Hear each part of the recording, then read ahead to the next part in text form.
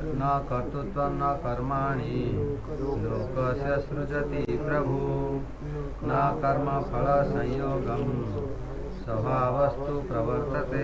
कौन सा अध्याय चल रहा? पंचमा। नादते कस्यचित् पापं न चैव सुकृतं विभुः अज्ञानेनावृतं ज्ञानं तेन मुह्यन्ति जन्तवः ज्ञानेन तु तद्ज्ञानं येषानाशितम् आत्मनः तेषामद्वितीयवचन ज्ञानं प्रकाशयति तत्परं तद्बुद्धयस्तदात्मानं मानस्तन्निष्ठाः सत्परायणा गच्छन्ते पुनरावृत्तिं ज्ञाननिर्धूतकल्मषा विद्या विनय संपन्ने ब्रह्मणे गविहस्तिनि शुनि चैव स्वपाके च पंडिताः समदर्शिना इहैव तैरजितः सर्गो येषां साम्ये स्थितं मनः निर्दोषं हि समं ब्रह्म तस्मात् ब्रह्मणि ते स्थिता न प्रियस्येत्यप्रियं प्राप्य न द्विजेत् प्राप्य च प्रियं स्थिरबुद्धिरसम्मूढो ब्रह्मविद् ब्रह्मणि स्थितः बाह्यस्पर्शस्त्वासक्तात्मा विन्दत्यात्मनीत्यत्सुखं स ब्रह्मयोगयुक्तात्मा सुखमक्षयम् अनुशुष्णते ये हि संसपर्शजा भोगा दुःखयोनया एव ते आद्यन्तवन्त कौन्तेय नातेषु रमते बुधा शक्नोति हैव यसोढ्युं प्राक् शरीरविमोक्षणात् कामक्रोधोद्भवं वेगं स युक्तः स सुखी नरा यो अन्तः सुखो अन्तरामस्तथा अन्तर्ज्योतिरेव य स योगी ब्रह्मनिर्वाणं ब्रह्मभूतो अधिगच्छति लभन्ते ब्रह्मनिर्वाणम् अमृषया क्षीणकल्मषा छिन्न निद्विधायतात्मानः सर्वभूतहिते रता कामक्रोधवियुक्तानां यतीनां यच्चेतसाम् अभितो ब्रह्मनिर्वाणं वर्तते त्वद्विदितात्मनां स्पर्शान् कृत्वा बहिर्बाह्यश्च चक्षुश्चैव अन्तरे भ्रुवो प्राणापानो समो कृत्वा नासाभ्यन्तरचारिणो यत इन्द्रियं मनोबुद्धिर्मुनिर्मोक्षपरायणः विगतेच्छा भयक्रोधो या सदा मुक्त एव सा भोक्तारं यज्ञतपसां सर्वलोकमहेश्वरं सुहृदं सर्वभूतानां ज्ञात्वा मां शान्तिमृच्छति। ओम तत्सत् इति श्रीमद्भगवद्गीतासु उपनिषदेषु ब्रह्मविद्यायां योगशास्त्रे कृष्णार्जुन संवादे कर्मसन्न्यासयोगो नाम पंचमो अध्यायः।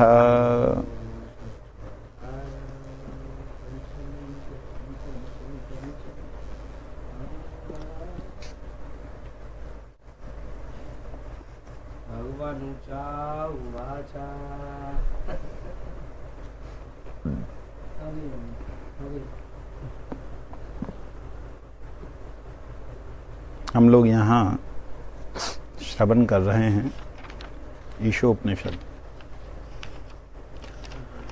ओम श्री परमात्मने नमः। ओम पूर्णमदः पूर्णमिदं पूर्णात् पूर्णमुदच्यते पूर्णस्य पूर्णमादाय पूर्णमेवावशिष्यते। ओम शांति शांति शांति।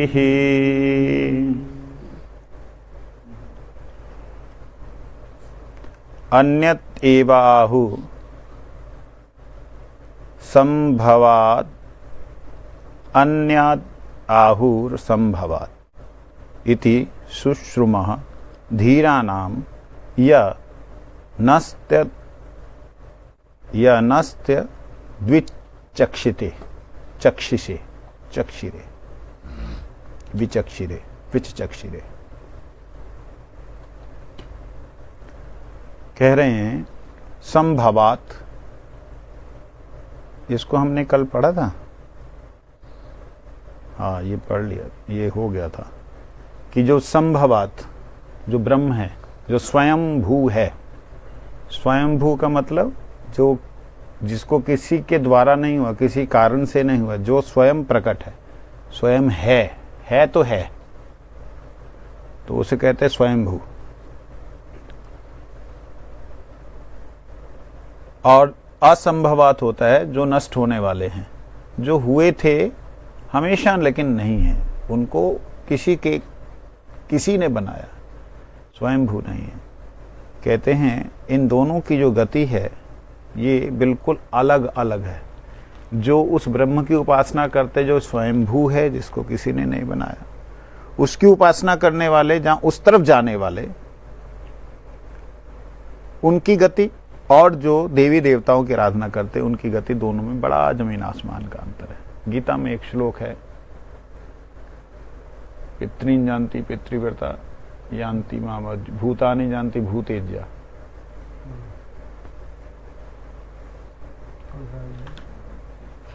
देवान यान्ति देवव्रता पितृ जानती पितृव्रता यान्ति मद्यादीनो माम। कि हे अर्जुन, जो भूत लोग भूतों की उपासना करते हैं, भूतों की उपासना कौन करते हैं? जो ये जो भूत प्रेत झाड़ा झूड़ा करते हैं ना, तांत्रिक लोग, ओझा लोग, ये मरने के बाद भूत लोक में जाते हैं। ये जो सुल्फे वगैरह लगा करके दम मारते हैं, ये सब भूत बनते हैं, इनको भूत लोक में जाना होता है। वहां क्या होता है? वहां भी मौज है। भूतलोक में भी एक अलग तरह का उनका वातावरण है, एक अलग तरह का उनका माहौल है। तो वो भूतलोक में जाते हैं। यहां तक कि जो पितरों की उपासना करते हैं, पितृ किसे कहते हैं? पितृ कहते हैं हमारे पूर्वजों में कोई ऐसे महापुरुष हुए जिन्होंने सदाचारी से जीवन जिया हो, जो अच्छे तरीके से जीवन जी के गए इस संसार में, वो पितृ बनते हैं।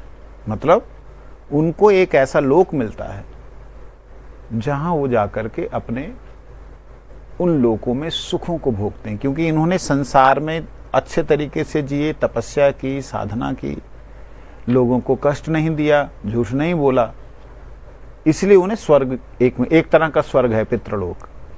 तो वहां पितृलोक में जाकर के वह स्थिर रहते हैं, आनंद भोगते हैं। कहते हैं जो देवताओं की और इन पितरों की उपासना करता है वह इन लोकों में जाता है, और बाद में जब क्षिणे पुण्य मृत्युलोकम विशंति, उनको बाद में फिर दोबारा इसी संसार में उसको आना पड़ता है। जैसे आपने बहुत पैसे कमाए, बहुत धन कमाया, बहुत कमाया, कमा के क्या कि अमेरिका जा करके वहां पर आपने जुए में लगा दिया, सब खत्म हो गया। अब वो लोग क्या कहते, पैसा है नहीं है चलो बाहर, वहां से जैसे वीजा है नहीं है, वीजा नहीं है चलो बाहर, भगा देते ना। ऐसे कहते स्वर्ग भी ऐसे ही है, स्वर्ग लोक में भी इसी प्रकार से। इसीलिए कहते हैं कि जो अविनाशी ब्रह्म की उपासना करते हैं, जो विनाशशील नहीं है, उसे कहते संभवः, स्वयंभू स्वंभू। और असंभव जो है, जो हमेशा नहीं रहेंगे, इन दोनों में बहुत जमीन आसमान का अंतर है। ये बात कल को हमने श्रवण की थी, आज भी। कल एक और हमने श्रवण किया था,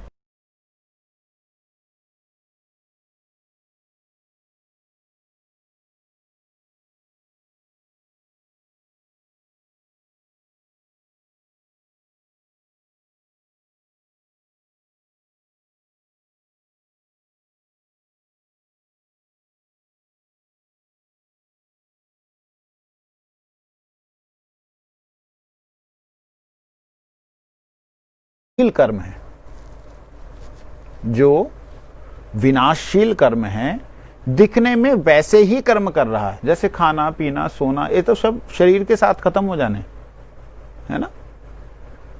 लेकिन ये सारे कर्मों को करते हुए एक ऐसा है, नाम नहीं बोला कौन है, एक ऐसा है जो कि इन सबको करते हुए इस मृत्यु से पार चला जाता है। अर्थात आ ब्रह्म भूना लोका पूर्णावर्तिन अर्जुना मामुपेत्ते तो कौनते पुनर्जन्मना विद्यते, उस अवस्था में पहुंच जाता है।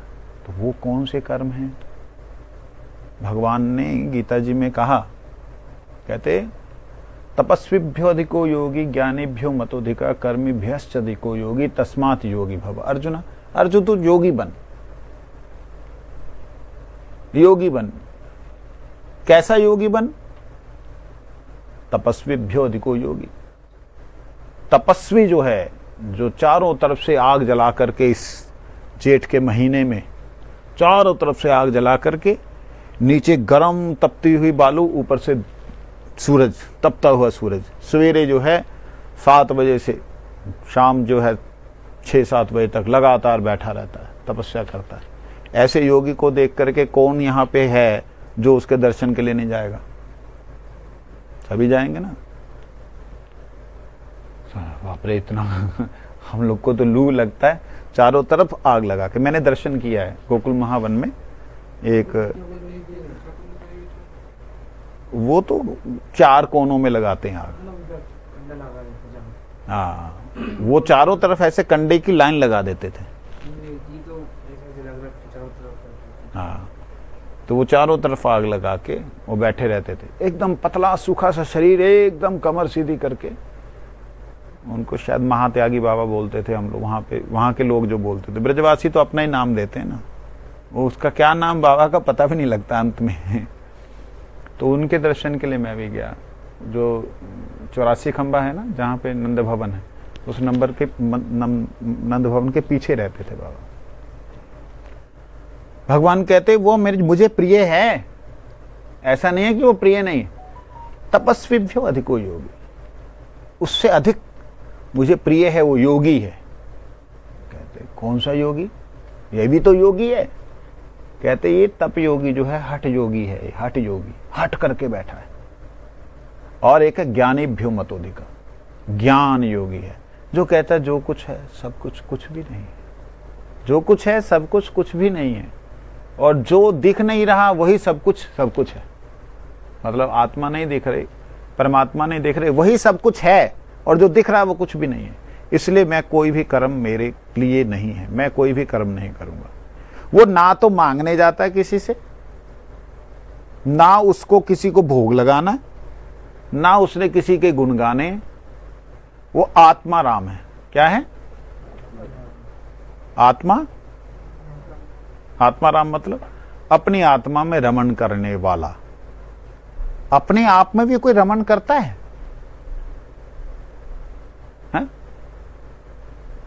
हाँ, जिस प्रकार से ये शरीर जो है मेरे शरीर की ही सेवा करता है ना।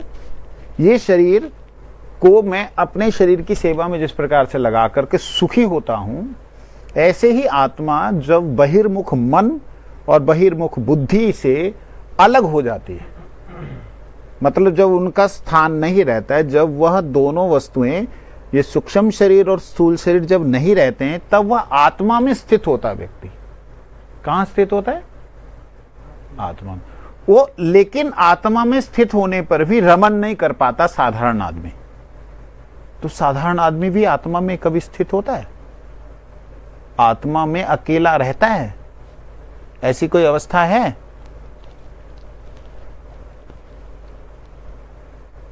शास्त्री जी, कोई अवस्था है ऐसी?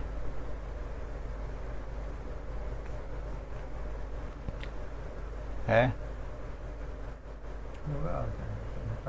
साधारण आदमी साधारण इसको तो कुछ मालूम नहीं शास्त्र के विषय में। ए भी एक ऐसी अवस्था में पहुंचता है जहां पर इसका मन बुद्धि सूक्ष्म शरीर भी नहीं होता, स्थूल शरीर भी नहीं होता। ऐसी अवस्था में जाकर के जब निकलता है ना, जब वापिस आता है, उसे बड़ी संतुष्टि होती है। आज मुझे कोई भी सपना नहीं आया, आज तो मजा ही आ गया, कब सोया कब उठा पता ही नहीं लगा। एक मजदूर आदमी, एक किसान आदमी जब सोता है, गहरी नींद से जब उठता है, उसे सुसुप्ति अवस्था कहते हैं। क्या कहते हैं? सुसुप्ति अवस्था में जागृत नहीं है, वो आत्मा में रमण नहीं कर रहा है, वो आत्मा का सुख नहीं भोग रहा है, लेकिन आत्मा के नजदीक तक है, वो मन बुद्धि से बाहर निकल गया। ऐसी स्थिति जो है, ऐसी स्थिति वाले जो लोग हैं वो कभी भी किसी से मांगने नहीं जाते। उसके लिए प्रकृति जो है, जो कायनात है, ये जो संसार है, ये प्रकृति उसकी सेवा में आती है। ना तो फल लेने जाएंगे ना फल तोड़ने जाएंगे, प्रकृति सेवा में आती है। कहती है आप कृपा करके ये मैं लेके आया स्वामी जी, ये ग्रहण कर लो। तब वो देखते हैं कि ये परमात्मा ने भेजा हुआ है, उसे ग्रहण करते और आगे चले जाते हैं कि कहीं कल को फिर देने ना आ जाए। आगे चले जाते हैं। जैसे माधवेंद्रपुरी पाद तो आत्मा राम से भी ऊपर की अवस्था में, लेकिन फिर भी आत्मा राम मुनि इस प्रकार के होते हैं। वो जो ब्रह्मभूत होते हैं, ब्रह्मभूत प्रसन्न आत्मा ना शोषति ना कांक्षति। ब्रह्मभूत प्रसन्न आत्मा जो है उसको किसी भी प्रकार का शोक भी नहीं होता है, सोचता भी नहीं है, ना उसकी आकांक्षा होती है, कोई चाहत होती है। वो ऐसे महापुरुष लोग जो हैं, कहते एक वो हैं ज्ञानी लोग, फिर आगे भगवान कहते हैं कर्मिभ्यश्च अधिको योगी, उसके ऊपर भी हैं। तप से श्रेष्ठ ज्ञान है, ज्ञान से श्रेष्ठ कर्म योग है। कर्म योग है, और जो कर्म योग है उसमें क्या है? कर्म योग है यज्ञ अर्थात कर्मणो अन्यत्र लोकोयम कर्म बंधना। यज्ञ के लिए अर्थात भगवान को केंद्र करके, भगवान को समझते हुए जो कर्म करता है, भगवान के लिए, भगवान के उद्देश्य से जो कर्म करता है, वो कर्म करने वाला व्यक्ति इन ज्ञान योग और तप योग, हठ योग से दोनों से श्रेष्ठ है। तो फिर उसके बाद भगवान ने क्यों कहा कि भाई एक ऐसा योगी है अर्जुन, तू वो योगी बन। कर्म योगी क्या क्या है?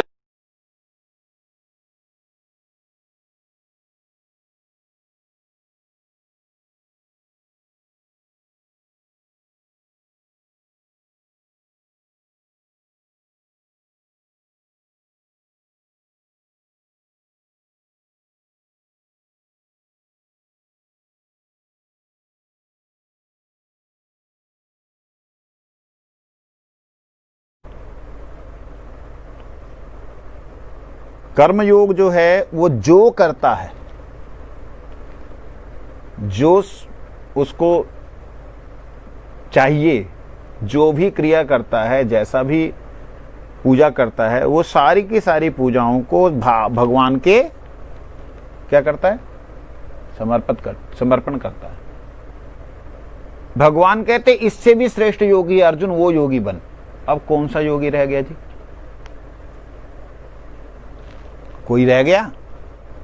अर्पण करके करने वाला जो है, कहते हैं वो ज्ञान योग से, तप योग से, कर्म योग से योगी श्रेष्ठ है। वो योगी कौन सा है? भगवान फिर स्वयं कहते हैं योगी नाम अपि सर्वेशाम मद गतेन अंतरात्मा।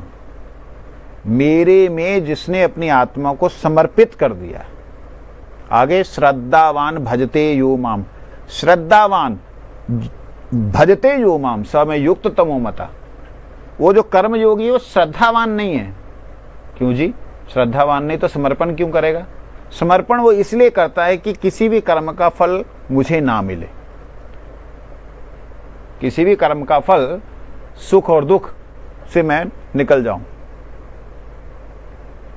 लेकिन जो श्रद्धावान है उसके अंदर अंतर है। जैसे कर्मयोगी है वो पाप भी करेगा तो पाप करने के बाद भी कहेगा हे प्रभु, मैंने बस ये मेरे से जो हुआ है इसका मैं तुम्हें समर्पण करता हूं, मेरे से जो भूल हो गई है ये आप मुझे समर्पण करता हूं, इसे क्षमा कर दीजिए। मुझे जो मैंने जो अच्छा किया है ये मैं आपको समर्पण करता हूं, मुझे क्षमा कर दीजिए। ठीक है ना?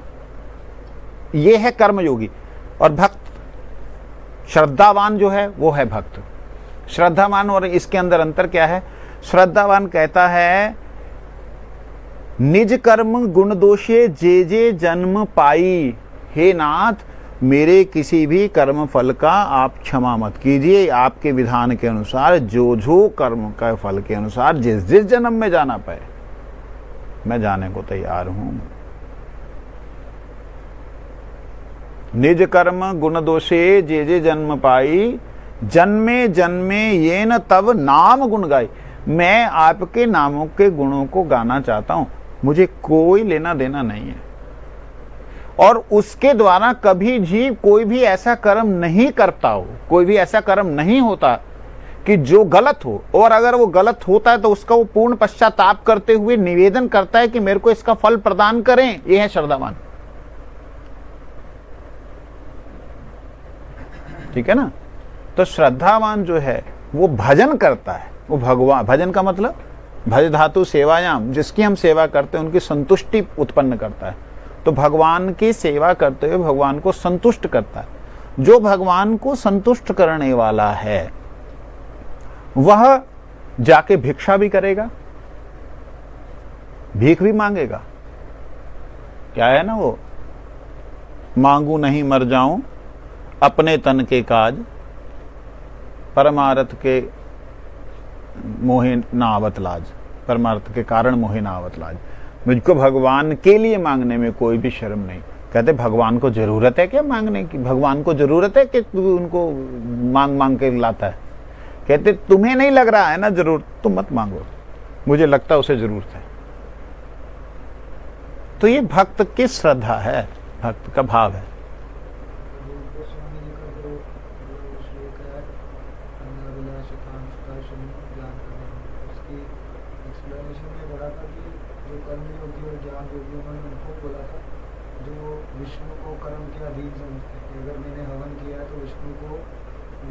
देना ही पड़ेगा। कर्म के अधीन समझते हैं, कुछ ज्ञान के अधीन समझते हैं। उन्होंने उनको कर्मयोगी कहा, जो कर्म के अधीन समझते हैं, जो कर्म को ऊपर रखते हैं और इष्ट को नीचे रखते हैं। मेरे कर्म से करना ही पड़ेगा। हाँ, ये भी है। और अगर अंदर जाते हैं तो ये भी है कि जो व्यक्ति कर्म पहले करता है, भगवान बाद में अर्पण करता है। जो कर्म करने वाला उसके अंदर कर्तापन का अभिमान है, और भक्त के अंदर कर्तापन का अभिमान नहीं होता है। ये अंतर है। भक्त श्रद्धावान है इसलिए उसके अंदर कर्तापन का अभिमान नहीं है, और वो कर्तापन का अभिमान रखते हुए कर्म करता है कि मैं भगवान का मंदिर बनवाऊंगा, इसमें कर्तापन का अभिमान है। भक्त के अंदर ये अभिमान नहीं है, वो भी मंदिर बनाता है। शिला प्रभुपाद भक्ति सिद्धांत सरस्वती ठाकुर प्रभुपाद 64 मठ बनाए, कर्तापन का कोई अभिमान नहीं था। हमारे ऐसी भक्तिवेदांत स्वामी प्रभुपाद जी ने कितने आश्रम बना दिए, उनका कर्तापन का अभिमान नहीं था। उनको सिंहासन पे बिठा दो वैसे ही बैठे, नीचे जमीन पे बिठा दो वैसे ही बैठे। उन्होंने तो लोगों के बर्तन भी साफ किए, इतने बड़े आचार्य हो गए। वो अंग्रेज तो जानते नहीं है, अंग्रेज छोड़ छाड़ के चले जाते, बाद में उनको सफाई करते। बाद में शिष्य लोग जैसे जैसे आए, उन्होंने देखा गुरुजी ऐसा कर रहे हैं, तो उन लोगों ने आगे सभी सेवाओं को लिया। तो कहने का मतलब कि एक है करके अर्पण करता है, एक है अर्पित होके कर्म करता है। एक करके अर्पण करता है, एक अर्पित होके कर्म करता है। इन दोनों में अंतर। अर्पित होके जो कर्म करता है वो श्रद्धावान है, और जो करके कर्म करता है, करके अर्पण करता है, वो कर्मी है। तो भगवान यहां पे वही बात कह रहे हैं। कहते देखने में लग रहा है विनाशशील कर्म है, देखने में क्या लग रहा है, कर्म जो है विनाशशील है, लेकिन वास्तविकता में विनाशशील नहीं है। वो कर्म ही उन्हें मृत्यु संसार सागर से पार कर देते हैं। हिरण्मयेन पत्रेण सत्यस्यापि हितं मुखं तत्त्वं पूषन्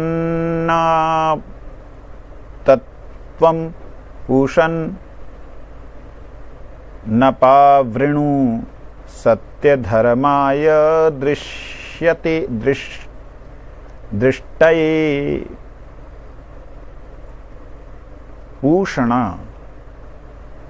पूषण शब्द पूषण, पोषण करने वाले, पूषण जो सबका पोषण करने वाले।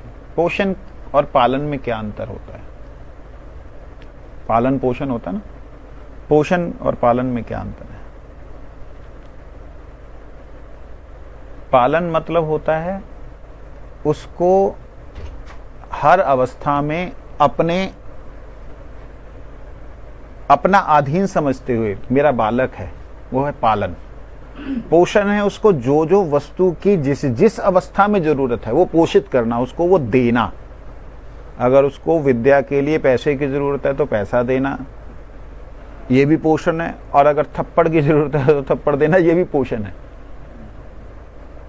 ठीक है, पोषण जो है, इसलिए कई बार जो है ना, ये बात हमने सुनी है कि जब आदमी बूढ़ा होता है तो बच्चा बन जाता है। क्यों बन जाता है बच्चा? क्योंकि उसकी समझ में नहीं आता कि वो कर क्या रहा है। जैसे छोटा बच्चा, उसको समझ नहीं आता क्या कर रहा है, ऐसे ही जैसे माँ बाप छोटे बच्चे को बड़ा लाड करते हुए, प्यार करते, धमकाते हुए, डराते हुए क्रिया करते हैं, तो वो है पोषण करना। उसमें खिलाने से लेकर के शासन सब कुछ आ जाता है। पालन जो है, पालन के अंदर जो है उसको अपने अलावा उसको कोई और आश्रय दिखाई ना देना। मतलब मैं अगर नहीं हूं तो इसको कौन देखेगा, यह है पालन। तो भगवान के लिए एक शब्द आया पूषण, जो पोषण करने वाले। सत्यस्य, सत्य स्वरूप सर्वेश्वर, मुखम श्रीमुख, हिरण्यम येन ज्योतिर्मय सूर्यमंडल रूप पात्रेण पात्र से अपिहितम ढका हुआ है। अच्छा, सत्य धर्माय, आपकी भक्ति रूप सत्य धर्म का अनुष्ठान करने वाले मुझको दृष्टये, अपने दर्शन कराने के लिए, ततः उस आवरण को त्वम आप अपावृणु हटा लीजिए। देखिए ये आ गया उस तीसरा नंबर जो कल हम चर्चा कर रहे थे ना, बीच में छुपा हुआ है तीसरा, वो आया तीसरा। हे हिरण्य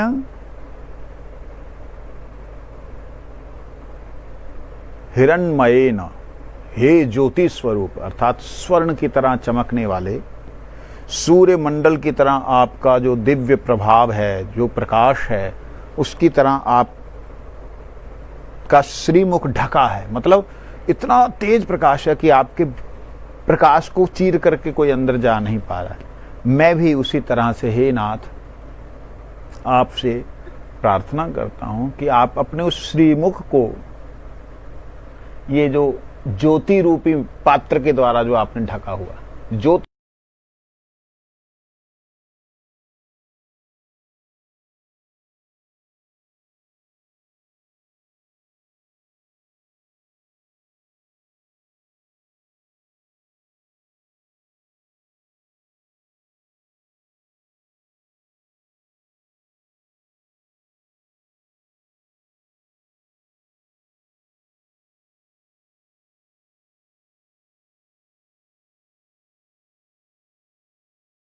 अंदर था सूक्ष्म रूप से ये भक्त। लेकिन ये भक्त क्या चाह रहा है? कहते प्रभु ये जो आभा मंडल नजर आ रहा है, ये आपको ढक रखा है इसने। आभा मंडल क्या ढक के रखा है? जैसे सूर्य को सूरज के प्रकाश ने ढक के रखा है। ऐसा कैसे ढक के रखा है? सूरज को सूरज के प्रकाश ने ढका हुआ है क्या? जैसे अग्नि जहां से जल रही उन लकड़ियों को ढका हुआ है, देख नहीं पा रहे। अग्नि का इतना प्रकांड तेज है, उसके अंदर हम देख नहीं पा रहे हैं कि कैसे कौन कौन सी लकड़ी कैसे पड़ी है, किस तरीके से। तो उसी प्रकार से भगवान के श्रीमुख के बारे में चिंतन करते हुए भक्त निवेदन करता है कि हे नाथ,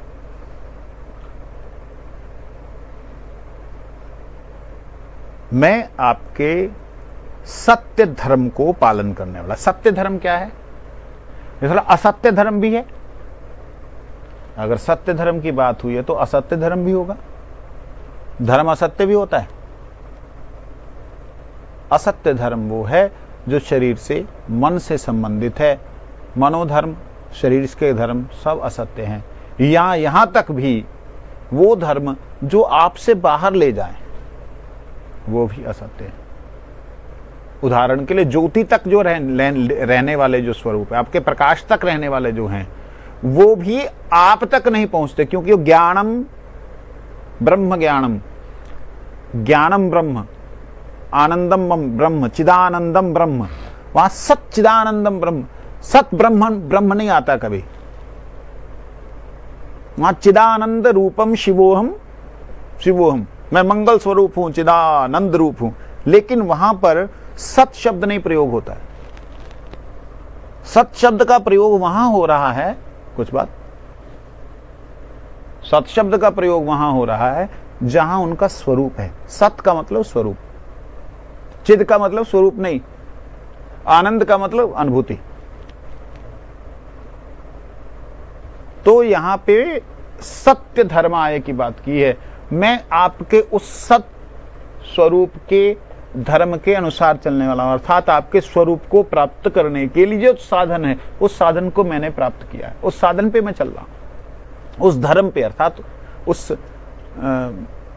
मार्ग पे मैं चल रहा हूं।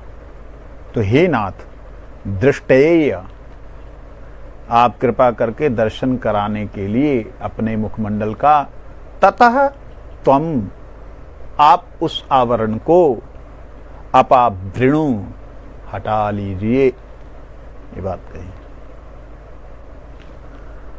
हरि बोल, रख दीजिए उसे। पूषण्ये कर्षये, पूषण्ये कर्षे यमा सूर्य, प्रजापत्य व्यूह रश्मीन समूह, तेजो यते रूप कल्याण तम तत्ते पश्यामि, सो असावसो पुरुषसो अहमस्मि। लो जी।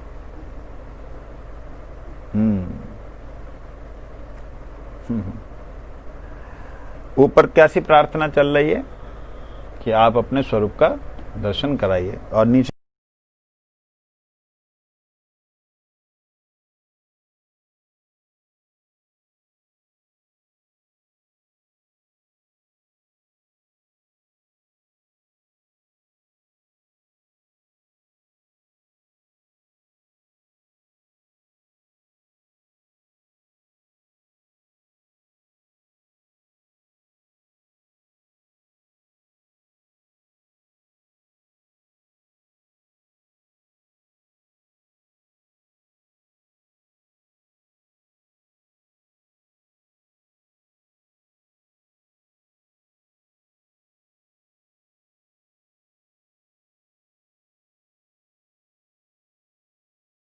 व्यूह एकत्रित कीजिए और हटा लीजिए।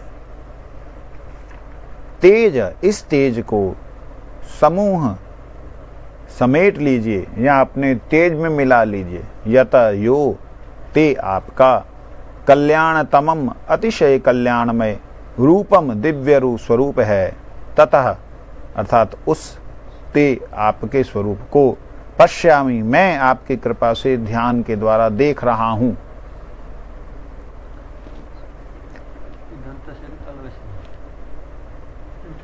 कर्षण श, ये वाला।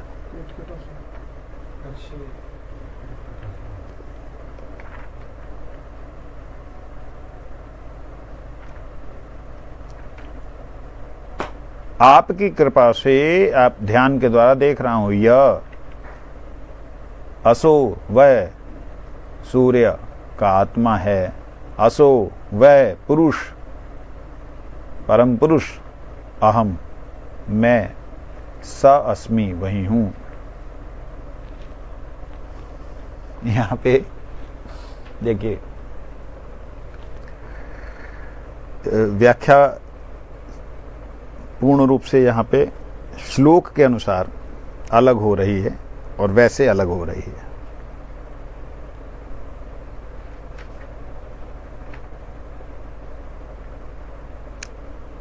भक्तों के पोषण करने वाले हे मुख्य ज्ञान स्वरूप, सबके नियंता, भक्तों तथा ज्ञानियों के परम लक्ष्य स्वरूप, हे प्रजापति के प्रिय, रश्मिन, ये रश्मियों के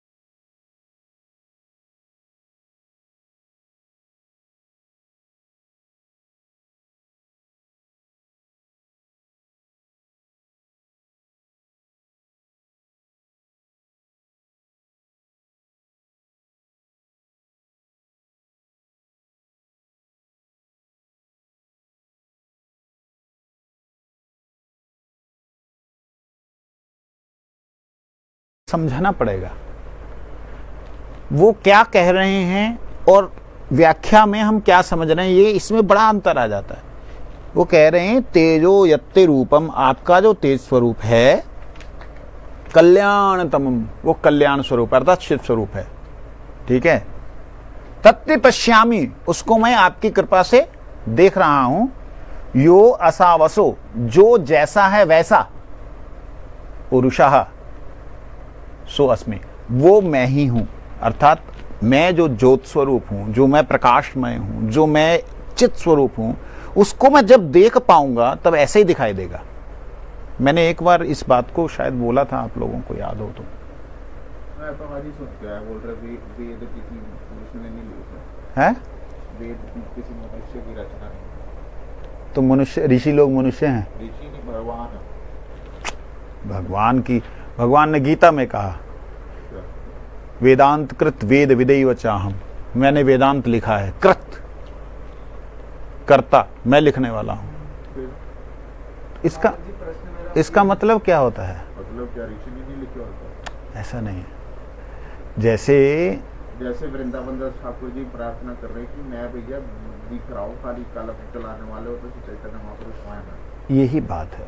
जैसे ऋषियों के द्वारा तो ही लिखा गया है, ये ऋषियों के द्वारा ही प्रकट हुआ है, लेकिन किसने प्रकट करवाया है?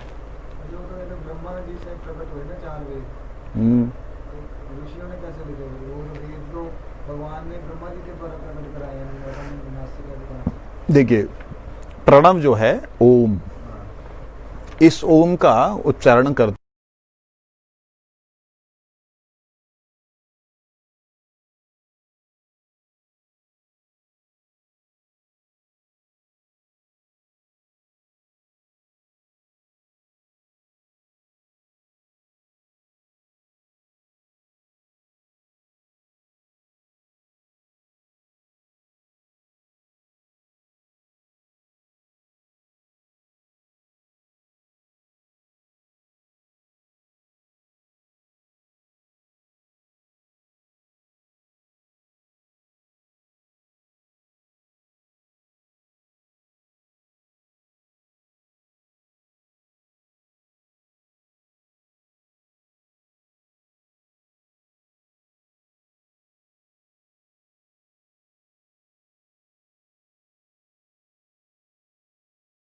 ब्रह्मा जी की पत्नी है, यही सुना है ना ब्रह्म गायत्री।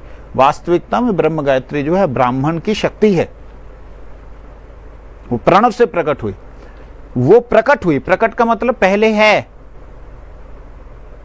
प्रकट का मतलब पहले है, अब दिखाई दी। जो वो गायत्री दिखाई दी और उसका ध्यान करने लगे, तब भगवान विष्णु ने उनको दर्शन दिया। भगवान विष्णु के दर्शन के बाद में तब उस गायत्री के अर्थ को वो समझ पाए, और जब गायत्री के अर्थ को समझा तब भगवान ने अपने विषय में उन्हें 4 श्लोक बोले। उन 4 श्लोकों से 4 वेद प्रकट हुए। सत्यम परम ठीक है। चतुर्श्लोकी भागवत तो मतलब कहें कि बाद में सारम सारम सारम सार सार सार है, लेकिन 4 वेद उन्हीं 4 श्लोकों से प्रकट हुए। भगवान ने जो अपना ज्ञान कराया, तो ये व्याख्या है ना, एक मिनट, भगवान ने अपना ज्ञान कराया, तो भगवान ने जो अपना ज्ञान कराया 4 श्लोकों में, कराया किसने? कर्ता कौन हुए? वो 4 श्लोक के आगे जो उन्होंने दर्शन कराया, किसने कराया? ब्रह्मा जी ने किया। कराया किसने? ये बात वहां ये कह रहे हैं, कहते मैं आपका वो चित्त कण स्वरूप हूं, मैं आपका वो चित्त स्वरूप हूं, लेकिन आप जो हैं अपना पर्दा हटाइए, ये जो प्रकाश मंडल का पर्दा इसे हटाइए, क्योंकि मैं तो वो प्रकाश मंडल तो मैं हुई हूं, मैं आत्मदर्शन तो कर चुका हूं, मैं आपका दर्शन करना चाहता हूं।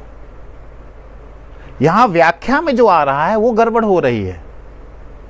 जैसे उन्होंने बोला कि मैं प्रकाश मंडल, ये उन्होंने लिखा है, ऑब्वियसली फील किया होगा तो लिखा होगा, डेफिनेटली है ही है ना हम लोग। आके उन्होंने उस चीज को लिखा है। हाँ। मान लीजिए हम जैसे जो उदाहरण है, जिनको अभी तक देवाभिमान नहीं निकला, वो मतलब उनकी वो फील जो है, वो जो उनकी फील है, उसको मतलब हम लोग कभी समझ कैसे सकते हैं उसको, क्योंकि वो तो अनुभव से लिख रहे हैं उस चीज को। देखिए, एक चीज होती है अनुभव से पढ़ रहे हैं ना, एक चीज होती है अनुभव से लिखी हुई, और एक चीज होती है सुन करके अनुभव की हुई। एक अनुभव करके लिखा जा, अनुभव करके सुनाया। लिखना तो बहुत बाद में हुआ है, अनुभव करके सुनाया।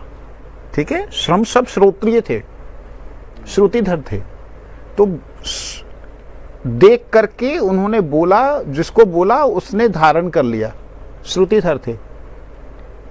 लिखा बहुत बाद में है। एक होता है देख करके बोला, उसने देखा, उसने अनुभव किया और उसने बोला। एक है सुन करके अनुभव किया। कैसे? इन दोनों में देखो अंतर। भगवान ने बोला था कि मैं ये हूं, अपने 4 श्लोक बोले, और ब्रह्मा जी ने 4 श्लोकों का क्या किया? चिंतन। अगर चिंतन ना करते क्या भगवान के इन अखंड ज्ञान को प्राप्त कर पाते? नहीं। वो अखंड ज्ञान को उन्होंने जो प्राप्त किया, वो भी उन्होंने ऋषियों का अनुभव प्राप्त किया कि फलाने ऋषि ने ऐसा दर्शन किया, आहा, फलाने ऋषि ने ऐसा, फलाने ने ऐसा बोला, अच्छा फलाने ने ऐसा बोला। तो उन्होंने किसी की अवमानना नहीं की। उस समय के जो ऋषिगण थे, या उस समय उनसे जो प्रकट हुए ऋषि थे, उनके जो अनुभव थे, उन सबको उन्होंने ले लिया, ग्रहण कर लिया। वेद व्यास जी महाराज ने देखा कि इतना अखंड ज्ञान है, इसको मैं क्या करूं? तब वेद व्यास जी महाराज ने उसको लिपिबद्ध किया, और लिपिबद्ध जितना किया, वो आप ये सोच लीजिए कि भगवत गीता का 700 श्लोक हैं। 700 श्लोक में से पहला जो श्लोक है धर्म क्षेत्रे, पहला ध जो है, ध राम नहीं, धर्म नहीं पूरा बोला, ध, पहले ध का ही व्याख्या है। ये सारी 700 श्लोकों में से पहले अक्षर की ही व्याख्या है, समझ लीजिए। इतना अनंत ज्ञान है वेदों का। अनंत ज्ञान में से हमारे पास में केवल कितने? 2 लाख श्लोक आए। कितने श्लोक? 2 लाख। ऋषियों के सारे अनुभवों को कैसे समेट समूट करके, कैसे करके, भरभुर करके उन्होंने दे दिया। अब उन 2 लाख श्लोकों में से 1 लाख श्लोक भी नहीं मिलेगा अभी, टोटल चारों वेदों का 1 लाख भी नहीं मिलेगा। तो कहने का मतलब ये, वापिस आते हैं कि भगवान ने किया है, इसका मतलब ये है कि भगवान के द्वारा उनको अपना अनुभव कराया गया और उन्होंने लिखा। इसलिए वेदांत कृत, मैंने वेदांत को लिखा है। कैसे लिखा? वेद व्यास जी लिखने में समर्थ नहीं थे, वेद व्यास जी में प्रवेश किया मेरी शक्ति ने, तो शक्त्याविष्ट अवतार बने। समझे नहीं? इसलिए उन्होंने वेदांत कृत कहा भगवान ने कि मैंने किया है। वेदांत कृत वेद विदैव चाहम, वेद को विद, जो जानने वाला है वो मेरे को ही जानेगा। तो हम लोग जब इसे पढ़ रहे हैं ना, तो हम एक व्याख्या पढ़ रहे हैं उन लोगों की जिन्होंने जैसा अनुभव किया इस श्लोक को सुनकर के। उनके एक है व्याख्या जो गुरुजनों ने हमें बतलाया है, जो गुरुजनों ने बतलाया उसके अनुसार हम अगर चिंतन करते हैं तो यहां पे बाहर की व्याख्या देखें, बिल्कुल बाहर की, तो उसमें ऐसा लग रहा है कि मानो कि आप अपना वो रूप दिखाओ, मैं वही हूं, ऐसे बाहर की व्याख्या से लग रहा है। लेकिन अंतर की व्याख्या अगर देखें कि हे पालन करने वाले, जब पोषण कह दिया, हे पोषण करने वाले, भक्तों को पोषण करने, जब पोषण शब्द बोला तो इसका मतलब पोषण और पोषक और जो पोषित हो रहा है, जो संतुष्ट हो रहा है वो, और जो संतुष्ट कर रहा है वो, और जो संतुष्टि का बीच में कारण है, जो संबंध है, ये तीनों तत्व नित्य हैं। नहीं समझे? एक त्रिपुटी विनाश वाली लीला नहीं है यहां पे। तो इसलिए जब पोषण कहा है तो उसका मतलब, इसलिए एक जगह और भी आया है, तद विष्णु परमम पदम सदा पश्यन्ति सूर्य दिव्य विचक्षुराततम। जो देव भक्त लोग हैं, सूर्य मतलब भक्त लोग जो हैं, आपके हमेशा चरण कमलों का दर्शन करते रहते हैं, थे नहीं हैं, तो वर्तमान काल है।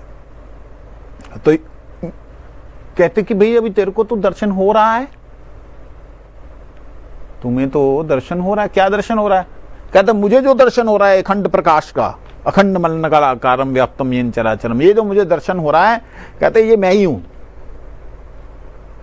लेकिन मैं अपने आप से निकल नहीं पा रहा हूं इस प्रकाश में, क्योंकि जो मैं जितना हूं उससे बड़ा ज्यादा है ये। आप कृपया करके इसको हटा लीजिए और मुझे दर्शन करा दीजिए। हाँ जी, क्या है? वही इधर कृष, कृष, अरे यहां तो खोला, कर्ष, यही तो है, कहाँ आगे चले गए? यही तो, वही तो।